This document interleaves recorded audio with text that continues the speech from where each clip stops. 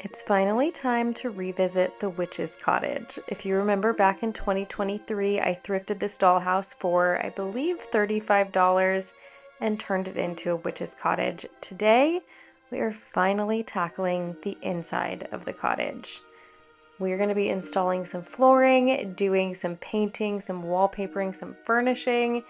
And while I don't think this is the last video in this series, I do think we made some huge progress this year and I can't wait for you to see it. So starting off, we're going to be installing these hardwood floors.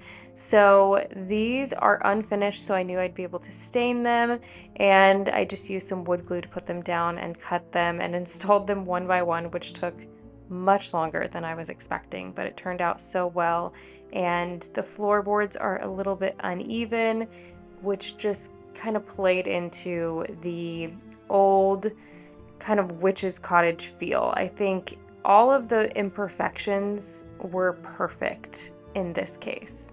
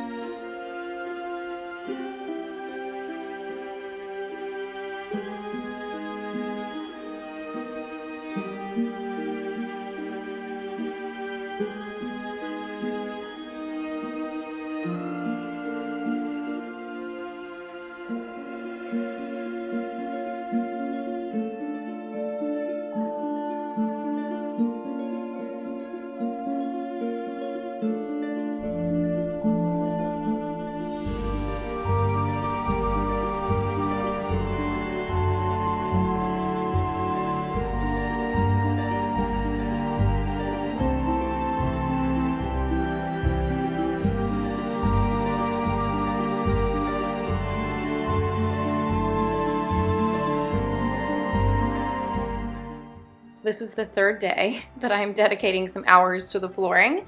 Hopefully we're finishing the flooring today. I was really struggling the first day with getting this all done efficiently because I bought this floor at Hobby Lobby. It's Mayberry Street pine flooring. Okay, so I'm not exactly sure what the intention was here with this flooring. So these are individual pieces, but they're all stuck together with this backing. The adhesive is so strong that it's really difficult to peel the backing off. It takes so much time, but it's not like the adhesive is strong enough that it was made to just stick it right down in the house. Like I still have to use glue on them. So I would have rather they just sent these out in bundles. I don't know if this, like, it helps to keep it from breaking during shipping. I don't know, but I will say that it's a huge pain in the ass. And I had this thought the first day that I should take a blow dryer to the back of it and peel it off, but I was too lazy to go get the blow dryer. So yesterday, before I got started, I decided to take a blow dryer to it, and it came off much easier. It still took me probably like 5 minutes to get it all off, but if you're gonna use this kind, use your blow dryer. Save yourself some time. So today, what I'm gonna do, I'm gonna go take my blow dryer to this, and the goal is to finish this room. I've got a tiny bit in the back left, and then up here, and I would like to be able to stain it today. And then in the, what I think is the dining room, I wanna do some kind of harlequin pattern on the floor in here. So I'm trying to decide now if I wanna go ahead and stain it, and that will be our dark colored diamonds, or how I wanna do it.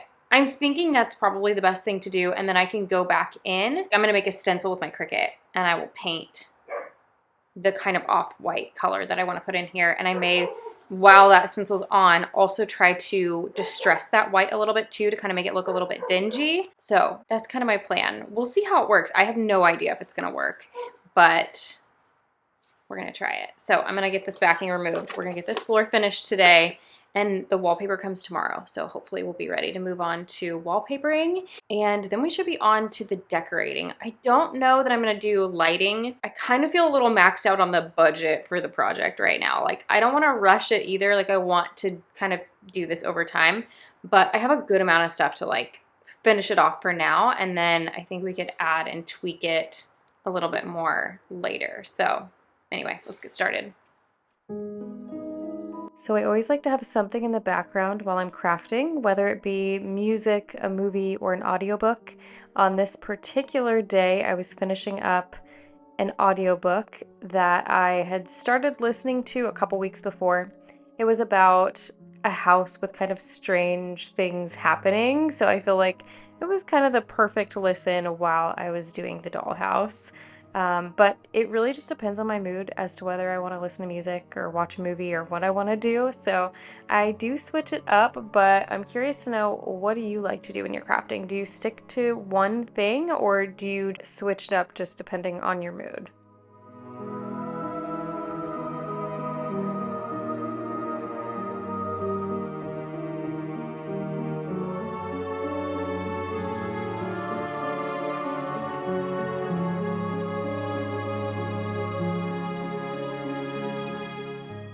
Once I finally finished installing the flooring, I used a sanding block just to quickly try to get off any dried glue. Now, I will say it would be better to just have a wet rag with you and wipe it off when it's still wet, because there were definitely spots that I missed.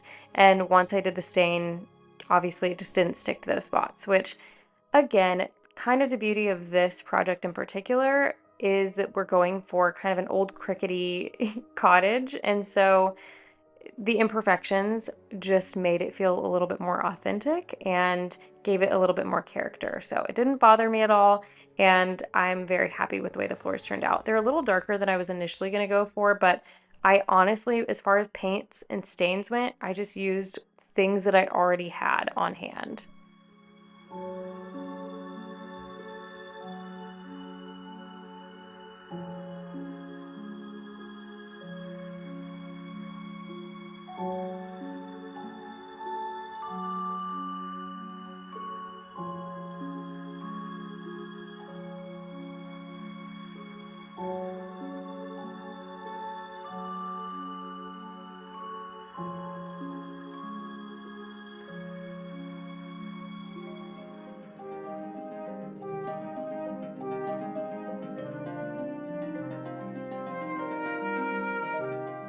Again, just using what I had on hand. I had a spray polyacrylic, so I sprayed the floors. I did have to wipe the windows off, and it got a little splotchy, so I had to go back in with a brush. So I think ideally, if I would have had just a can of this, that would have been better, but we made it work.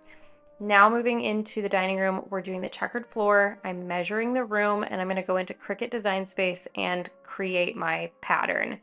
So I won't go too detailed on this, but if you're familiar with Design Space, they have free shapes that you can use. I grabbed the square and sized it to the room, so I just unlocked it so I could make it a rectangle, and then grabbed another square, turned it sideways so that it was a diamond, and essentially just lined them up and repeated that process. Sent it over to my machine, had it cut it. We're going to weed out the design, and then we're going to get our stencils stuck down and do our painting. When you're painting for a stencil, you just want to make sure to use a sponge and dab, not pull, so that you can avoid bleeding.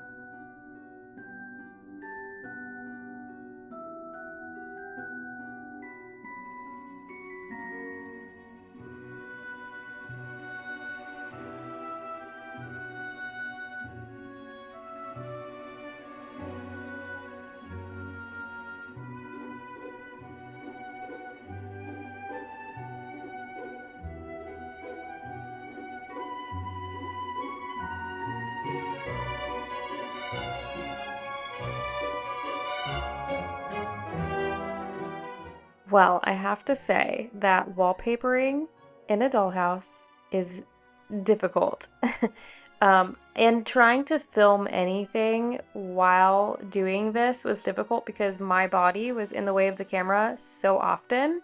So I tried to keep in as much as I possibly could, but it was very difficult to get angles and allow you to see because I also needed to see. But I did kind of come up with this idea to do a little bit of distressing on the wallpaper just to like, I don't know, make it look kind of dirty and old. And so I actually tried to line up another piece of paper over it so that it would look kind of like where the seams in the wallpaper would be. So I thought that turned out kind of nice. I will say that the color on camera of the like ink that I'm using to distress looks a lot more orangey on camera than it does in person. But anyway, um, I basically just used Mod Podge. I did a coat underneath and then a coat on top. Now you'll see some of the walls specifically in this room will look really, really bubbly at first. And I was really happy to see that over time it kind of hardens because of the Mod Podge and a lot of the bubbles disappeared. So again, we're not going for perfection. We want it to look old and like kind of, worn and torn anyway. So it's not a big deal if it looked a little funky, but it all ended up turning out really well.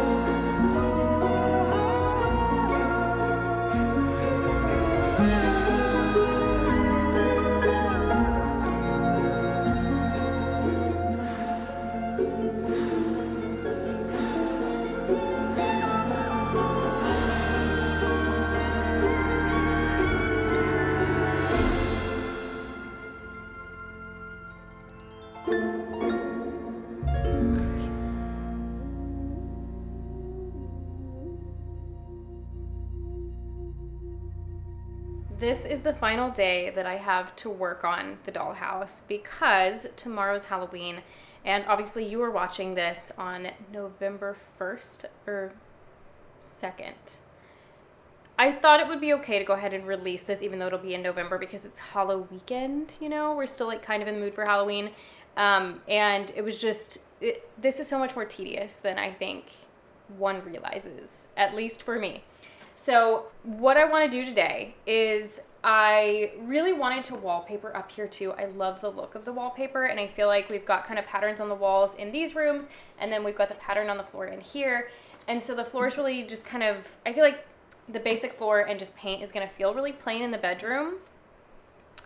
And I have great furniture for the bedroom, but I don't have time to do any more wallpaper, and I don't even really have a wallpaper that I really like that I want to put in here. I have very much wanted to keep it in the same color family and feel really cohesive since you see all of the rooms at once. I know not everyone approaches a dollhouse that way, but for me personally, like something about that balance feels really good.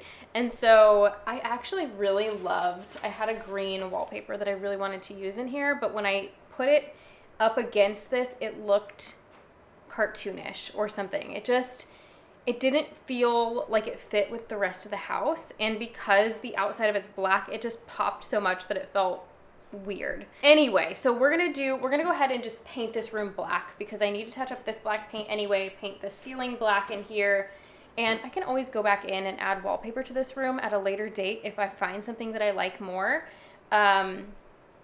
Or even a color to paint it. I just don't have any colors. Like I looked through all of my paint yesterday and I didn't have any colors that I felt like fit. That would be a better option. So that's kind of what I'm planning on doing today. You can see I've started doing some baseboards. Last night I just cut some to see like what I thought about what it looks like with these in there. And because I have these mitering shears, I can actually miter the corners, which is awesome and looks so realistic and fun. So I'm gonna do baseboards for the bottom floor. I have enough. These are, again, from that, I think it's Mayberry Street, that brand from Hobby Lobby. So I have enough to do the main floor with that. I also have some crown molding. We'll see about doing that. I'm not for sure. I'm definitely going to paint it to match the walls in here. I will probably just go ahead and paint all of the baseboards black. And then up here, if I do baseboards, I think I'll use leftover flooring. I can just stain those to match the flooring. So I think for this year, we are going to just add kind of our last finishing touches, add some of the furniture that I have in and decorate the spaces to the best of our abilities with what I already have. And then I think we do one more phase next year where we add like all of the last bits and pieces in it. And you just add, you know, the additional charm to it. And maybe at that point, maybe we'll wallpaper in here if we're not liking where it's at. Anyway, I need to get started so that I can get this thing finished up. So let's get to it.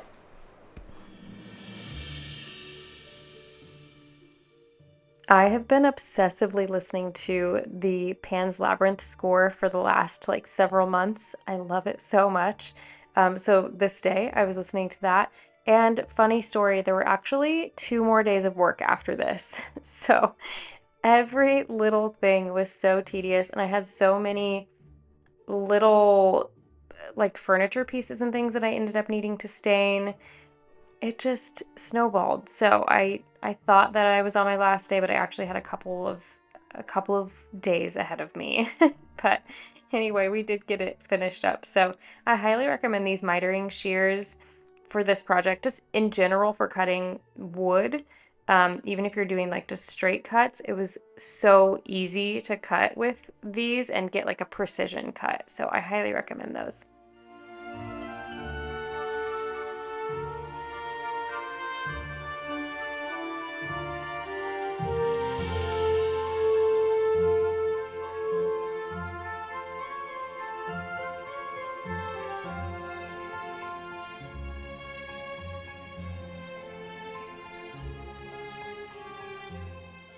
So after I got all of the baseboards installed, I decided to just do one last quick step, which was applying the stark wax to the floors. The floors were catching every little fiber. They were snagging everything. The dust is getting stuck in them. So I do feel like the wax helped to kind of smooth them out a little bit to prevent some of that.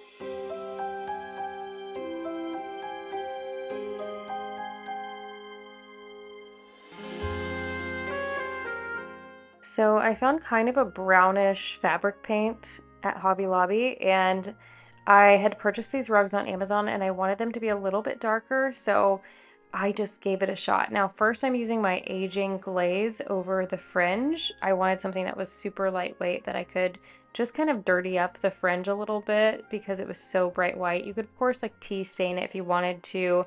I just wanted to do something that was going to be super quick and not necessarily like get it soaking wet. So I did that, and then I went in with this brown fabric paint.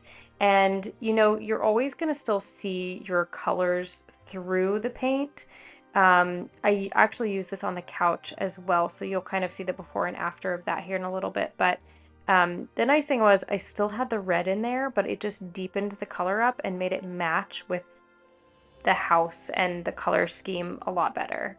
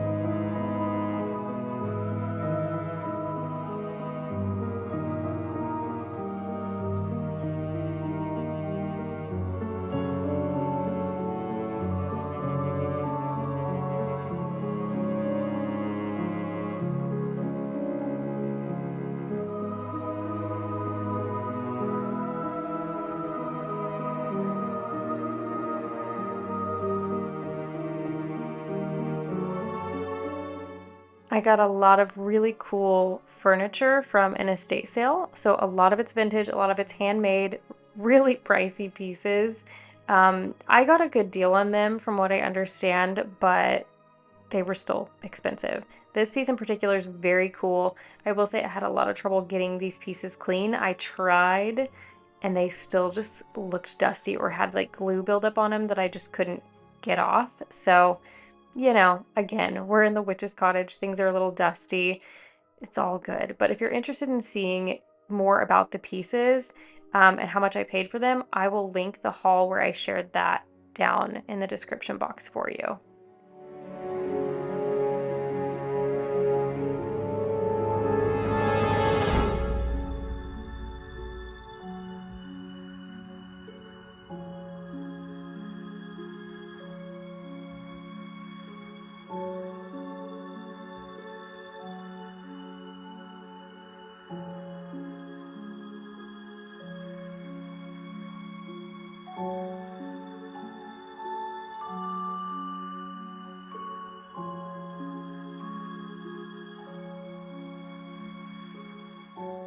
I got a pack of these little tiny books off of Amazon. They were just like such a great accessory to put all over the house. And then I just used this distressing ink to create an aged look. So I'll show you kind of one that's been distressed and one that is new. So you can kind of see the comparison. Those little details I feel like add so much. So I feel like we need apothecary bottles. It's like one thing that we're really missing here, but there are so many things that I want to add. And like I said, I think we should revisit this next year.